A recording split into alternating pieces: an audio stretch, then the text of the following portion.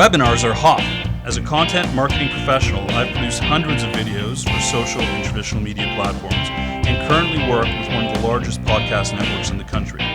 So for me, understanding how webinars work in the B2B space is both essential to my professional development and an exciting form of content creation. According to a study commissioned by digital agency Demandwave, 41% of B2B marketers cite webinars as the best marketing tactic for driving revenue. I've set out to discuss webinars with one of the foremost experts in the field, Matt Lay, president of the streaming network in Toronto. Together, we've created this multi-part series of videos and podcasts, the webinar Lessons from the Front Line, or How I Learned to Live with Never Getting a Second Chance with Live Virtual Events. Matthew Lay, welcome back to the webinar Lessons from the Front Line. Today's episode is Anatomy of a Great Webinar Platform. So, where would someone start with selecting a great webinar platform? Let's get right into it. All right. Well, this is the most self-serving of podcasts that you've done, but this is, it's an important thing, though. You can't gloss over it. You can't gloss over it, right? So I'm going to do my best at not making this a pitch for what it is that we do. While at the same time, I think that there are some very important elements that everyone should take into consideration. Let's only talk about your competition. Let's only talk about our competition. Well, let's start there, okay? So the term webinar basically means web seminar. If you look it up, it's got an interesting origin in that the first company that copyrighted it, whether or not they invented it or not, was a meeting company. Intercall was the name of the company. They're a $1 billion collaboration provider. In fact, someone I've worked with and continue to work with, a fair deal.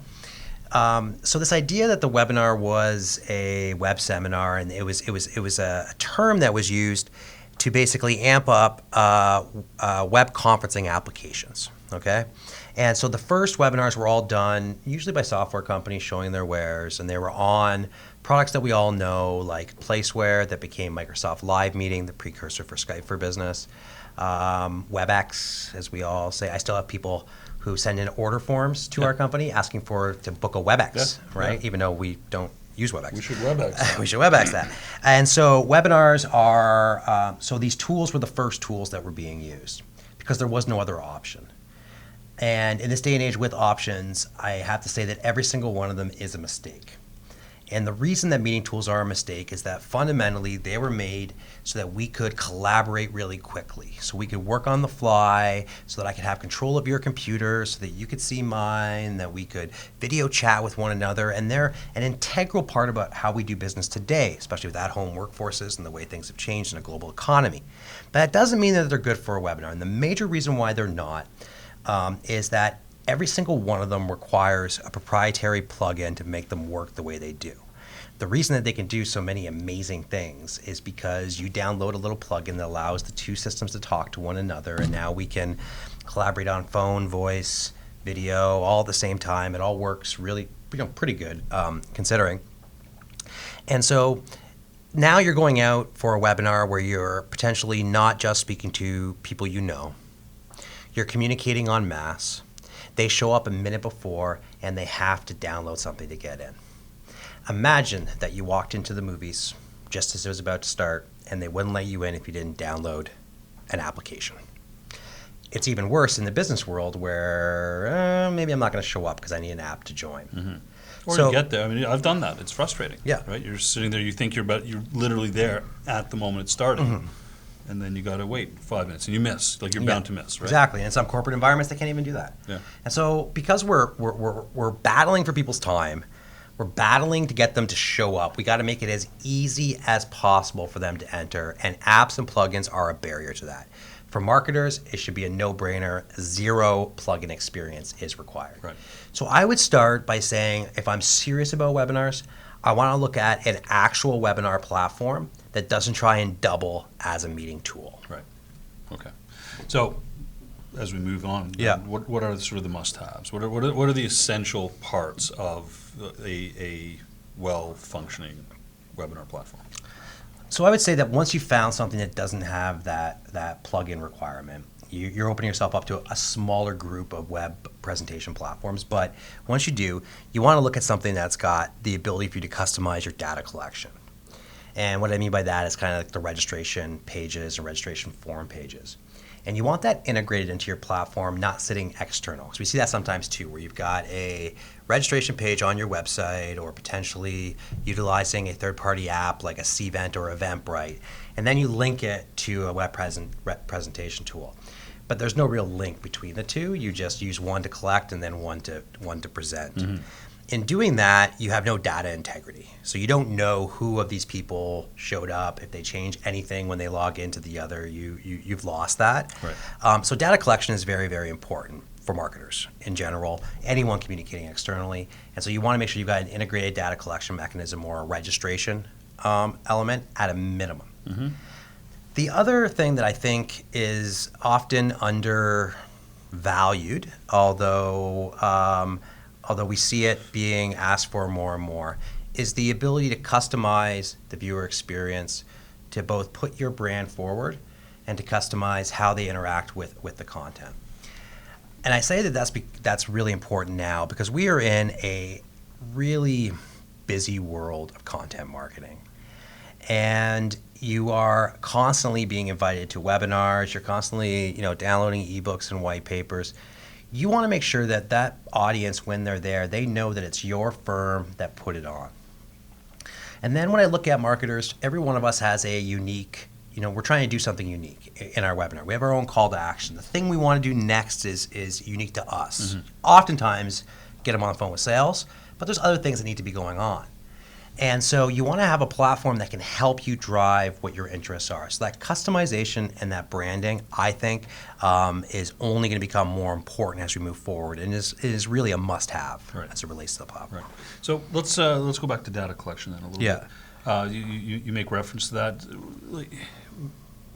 What do you need to collect? Like, what are sort of the minimums you need when you're pulling in data that's going to be of some value? I would hope that people who are looking to get into webinars have a way of profiling viewers based around certain data items. First name, last name, company, email address, maybe the start if you're using a data service. Maybe you want to survey other aspects of them. I think it's a waste to ask how they heard about the webinar, mm-hmm. but probably not a waste to ask them straightforward questions like, are you considering a platform right now? How, anything about their purchasing choice or where they're at within the organization, maybe company size, although you can usually fill that in with the data service too. So you got to make sure that when you have someone come through your webinar program that you've asked for enough information about them that you can easily score them as a quality lead or not. Mm-hmm. So that's on one side of it. But then from there, you need to be able to measure more than who showed up and who didn't. In a previous podcast, we talked about the methodology of behavioral analytics or engagement scoring. And, at a bare minimum, you should be able to tell if someone came, how long they viewed, and at least what actions they took. Even if you can't wrap that up into its own unique score to pass into your CRM, you should know what actions that they took so you can start prioritizing your viewers. Most webinar proper tools, or I would say even some of the meeting tools will give you that. Mm-hmm. You may have to crunch those numbers just a little bit. But the one track that I'm blown away by the fact that not everyone has this embedded in their process or within their system is how they track on demand. So too often I talk to marketers and communicators who say that the on demand is worthless to them. They don't look at those as leads. And everything that's going on in the interwebs today, that is being pushed by I call it the real world, but the world we live in outside of work, like Netflix and YouTube and all of these places that we go to watch what we want to watch when we want to watch it, are telling us that on-demand is becoming more and more and more important. Yep. Last year's stats suggested that on webinars on our platform, across those 13,000 webinars that I talk about all the time, mm-hmm. that the average view time was over 30 minutes for the first time. That's pretty much your whole presentation outside of the Q&A. That's your whole message. Why would the person who came to your website at 12 p.m. or clicked on the link that you sent out 3 weeks ago and spent 30 minutes with your time is less important than the guy who decided to show up? Yeah. Are you penalizing prospects for tardiness? No. People want to be able to consume content when they can, and we need to be as good at tracking their on-demand behavior as we are their live behavior. Right. So that's an important element in a good platform is that trackability. So what else? You've got the data. You've got these data points that you're talking about. What else should you be looking for in a good platform? What are sort of the other bells and whistles? So, assuming that you've got all of that, the next step and where you should be going is trying to ensure that your platform integrates with the rest of your marketing stack. Right. And integrations can happen in many different ways. I've gone out and seen customers who have done a great deal of work within their marketing automation tool to basically kludge together an integration with their webinar platform that gets them everything they need. Some platforms have hooks into marketing automation or CRM, and some people, like our platform, really focuses on it to ensure that we're able to have really seamless integration between the two. Mm-hmm. The reason that that's important is because, let's go back to, you made a decision to have an on-demand tracking mechanism. Without an integration there, for me to know that you went to my webinar at 12 o'clock last night and watched it for 30 minutes and that you're a prospect that I should have someone call, I would need to check my webinar platform to get that information. Right. How often am I going to be checking every link in my webinar? And all of little problems like that they really mushroom as your program grows and it expands and you've got more content assets out there and you're running more webinars, is that you simply cannot manually pull all the data that you need. Right. So you want that data flowing into these systems. The other thing about these systems is that they're, in some cases, certainly more objective than humans, and in some cases more efficient. So you can set a series of criteria about every person, both who you are as a buyer, as well as what you've done, to trigger actions to occur. So the more integrated you are, the better you're going to be at follow-up no matter what. And then finally, integration creates efficiency in rolling out webinars. So you can create a campaign in your marketing automation platform for all of the email drops, the invite, that reminder, that second reminder, the one that happens during the week, the one that happens afterwards. You can set that all up so every time you do a webinar, you can have a level of consistency with your campaign that you can easily get going because you don't have to worry about who's registering where or lists, and then you can benchmark how that's performing to see, hey, is Matt's data right? Is the way that his program right, or should we be changing it up slightly ourselves? So you should be always thinking this, and it's interesting to me that as marketers in this day and age, our stacks are evolving and growing every day. We're adding little pieces here and Zapier to get this to here and this to that, but so often you might have 7, 8, 9, 25 different pieces of technology in your marketing stack, and it's okay to have your webinar program sit out here. You say it's important, but you would never buy a CRM that didn't integrate with your marketing automation tool. No. Why are you buying a webinar tool that doesn't? So that should be on top of mind as you're going forward. Right. Okay. You talk about on-demand as a thing, and I get the sense that maybe not all web platforms record webinars. Is that true? No, they all record. Yeah. Well, I think they do. Maybe there's some free ones that don't, but for the most part. But this is part of the any decent platform. Press record, and you should be able to record everything that happens. Right. But I think I've already referenced this once. It's something called I call it an active archive, or an archive that has engagement options. So in a lot of platforms, you'll record it, and this is one of the reasons, to be honest, the marketers don't take advantage of the on-demand. You'll record it and you'll get a video file. Mm-hmm. Then you take that video file and you upload it to a hosting service. Mm-hmm. Maybe it's Wistia, Vidyard, YouTube. Mm-hmm. And then you put it on a new link on your webpage, and then you promote that new link out to people, and you track it yourself, whether or not they showed up or they didn't show up, or decide not to and offer it for free, whatever it is. So there's a lot of steps in doing all of that, and in the end, what are you giving them? An hour-long video file that they can listen to, where they basically get to see the slides. Right. So when you move beyond the meeting tool, when you move beyond those tools that were not built for webinars but built for you and me to interact, you generally get an archive that is active. In that, the user can still maybe even submit questions, can download resources, can answer polls, can interact with the content, which keeps them there generally longer, allows you once again to track better what it is that they are doing, and have a better quality of lead score coming out of viewing it on demand Right. than if they just clicked on a link and watched a bit of a video Right. kind of thing. Okay. The gold standard. Mm-hmm. What does the best platform do? Is like you've talked about, it acts as it helps you act as a sales tool. Mm-hmm. It does on demand. What's kind of the top of the top?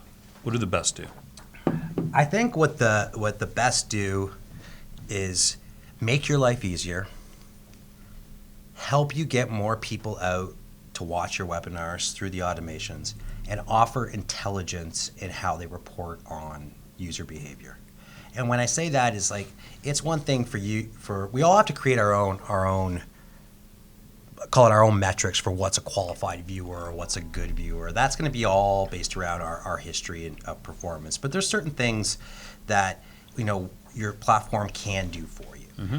It can show you how you're performing against maybe others, like benchmarking. We do some benchmarking. It can try and get inside funnels, right, through the webinar. We can start getting inside, seeing if someone's attended 3 webinars in the last week, are they more valuable to you than someone's attended 1 webinar last week? Argument generally is yes. The more content they consume of yours, the more interested they are as you as a company. So giving you some sort of cross-event reporting of some capacity, some ability to track by that user who's coming through your program, and offer you basically some webinar-specific data points that maybe don't end up in your marketing automation or your CRM, but allow you to go and get a view of your program to understand how you're performing. I think that when you've found a tool that gives you that, what you'll start to see, or what you'll start to do, is you'll start to think, how can I use this more often, more frequently, and differently? You'll get away from the webinar. Right. You'll think about doing in-person events and broadcasting some of those events, a hybrid event, if you will, to get your secondary audience. You'll think about creating on-demand only content. You'll be thinking about a lot of different things because you are respecting the data so much that it's coming through on them. So I think that if you get to that point where you're like, well, they all do the same thing, line them up and see which one is offering you the most intelligence and which one is making your life easier. Right. Those should be, I think, your final decision points on the Rolls Royce, if you will. Right. Excellent. All right. Time for our challenge. Okay. You sell a platform. Yeah. It does all these things, I'm sure, that you've talked about here. What's your biggest challenge when you actually face selling it to experienced webinar producers? So one of the reasons, there's 2 reasons why these meeting tools have such market share. Some of them are their names, Citrix, Cisco. They've been around for a long time. But the fact of the matter is they're cheap. Or, shall I say, inexpensive. Okay. Affordable. So, like we all do, right? When we live our personal lives, we have a budget for things. And when something in our life goes up 5 times more in cost, let's just say all of a sudden gas is 5 times what it is, this affects people greatly. They're unable to afford the same rent they had. They're unable to get to work. All the economics get blown out of the water. Mm-hmm.